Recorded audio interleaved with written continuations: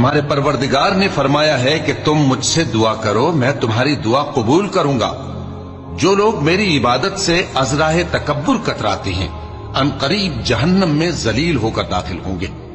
اللہ ہی تو ہے جس نے تمہارے لیے رات بنائی کہ اس میں آرام کرو، اور دن کو روشن بنایا کہ اس میں کام کرو۔ بے شک اللہ لوگوں پر فضل کرنے والا ہے، لیکن اکثر لوگ شکر نہیں کرتے۔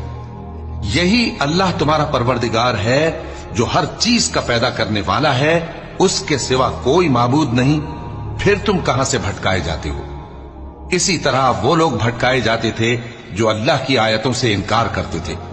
اللہ ہی تو ہے جس نے زمین کو تمہارے لیے ٹھہرنے کی جگہ اور آسمان کو چھت بنایا، اور تمہاری صورتیں بنائیں اور صورتیں بھی اچھی بنائیں، اور تمہیں پاکیزہ چیزیں کھانے کو دیں۔